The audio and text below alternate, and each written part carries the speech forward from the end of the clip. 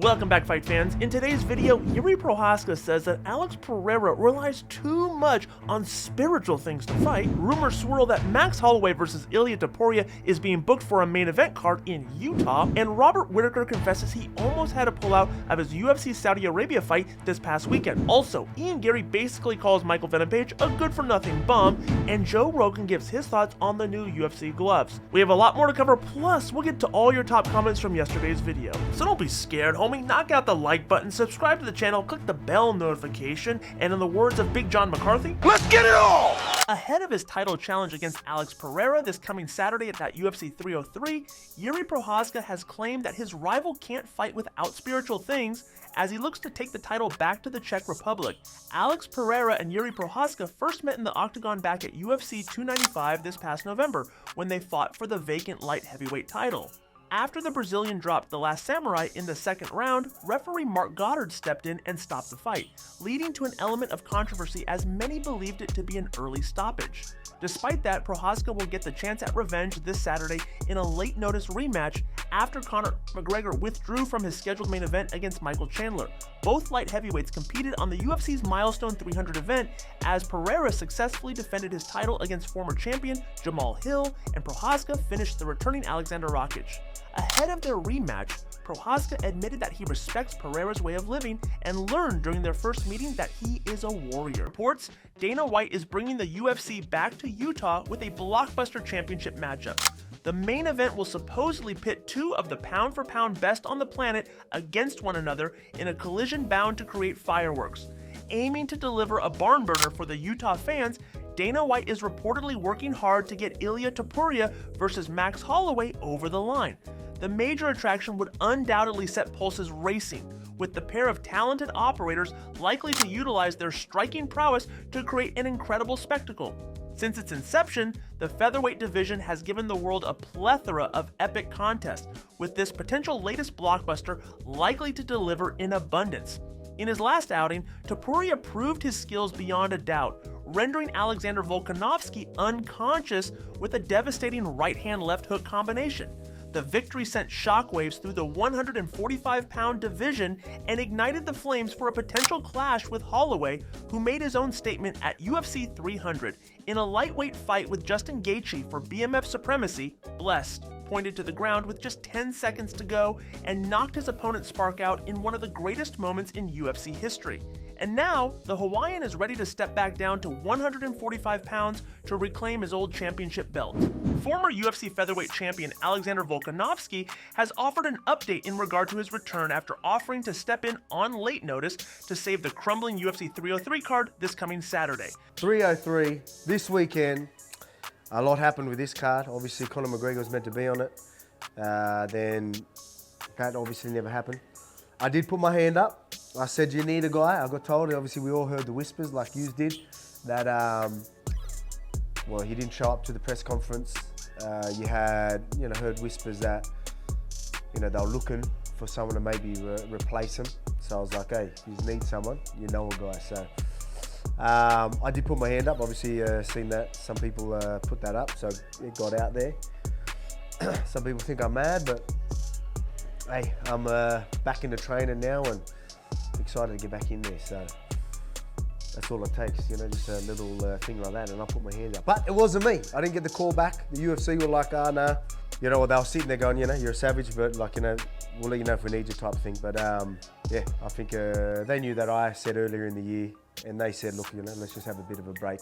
So they were obviously respecting that. So good on them for that, even though I kept reminding them every day. I'm like, I'm being serious, let me know. But yeah, they were sticking to their guns, obviously. I guess, thinking they're looking after me. So you got to give them respect for that. But I did want to save the day. But it wasn't me, it was Alex Pereira and Jiri.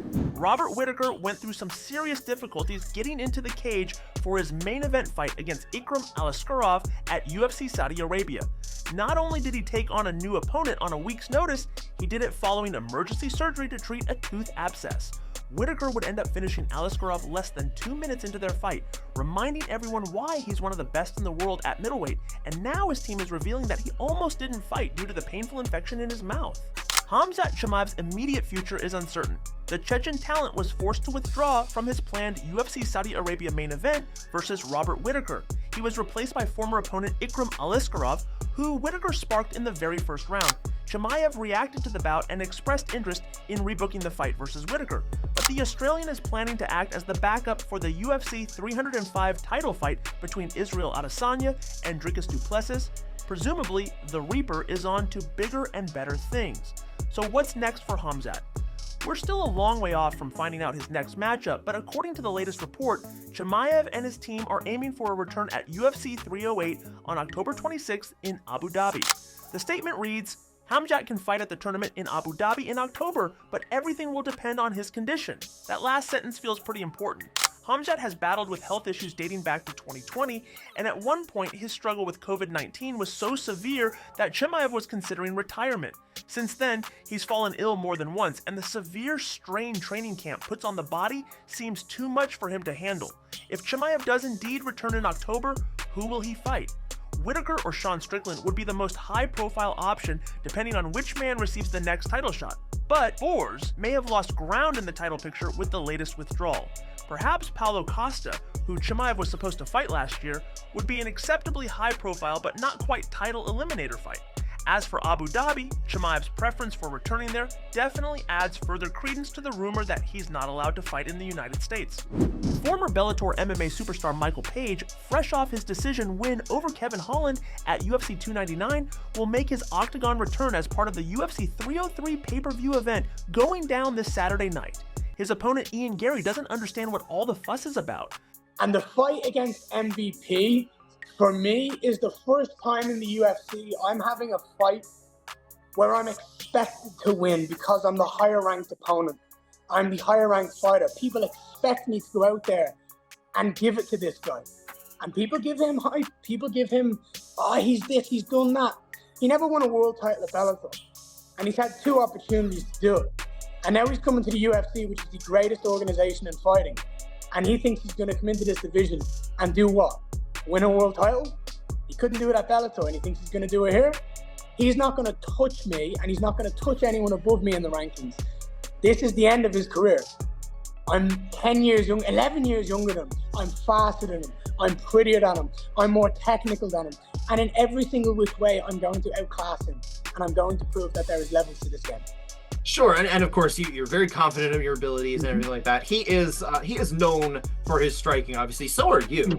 In addition to some other skills, you would of course see yourself as the more well-rounded mixed martial artist, I assume, right? So would you say it's to your advantage to take it to the ground and kind of just take it where you have a more pronounced edge than on the stand-up? No, I have a massive ego. And my massive ego is going to go out there and prove to MVP that I'm better than you, where you're best. And we'll see where he takes it from then. I believe once I show him my skill set and my ability to dominate the fight, I think we're going to see MVP scrambling. And I think he's going to be very, very worried in the octagon. Jorge Masvidal has gone after Conor McGregor for not entertaining the idea of a super fight between them. As we know, Masvidal has a boxing showdown with Nate Diaz on the horizon. He's been putting his heart and soul into his appearance in the squared circle, walking away from mixed martial arts in the process. Of course, nobody really knows what the future holds. There's always a chance the former BMF champion could make a return to the cage, and if he did, it would serve as quite the comeback. Longtime UFC commentator Joe Rogan has seen the highs and lows of mixed martial arts, but he feels the UFC's gloves still haven't significantly improved. The UFC debuted new fighter gloves earlier this year, as showcased at UFC 302 in New Jersey. The card's main event fighters Islam Makhachev and Dustin Poirier both don new Golden Championship gloves during their title fight. Eye pokes have been a significant issue surrounding the UFC's fighters for years and have been a storyline in some of the sport's biggest fights. Despite the new, fresh feel of the left on yesterday's video, Mr. Independent says Rogan is on McNugget's little McNuts. At Alex Media Network says, I agree with Dana. John Jones's dark side is way scarier than Francis's dark side. And this casual says, Uncle Chael just keeps taking L's.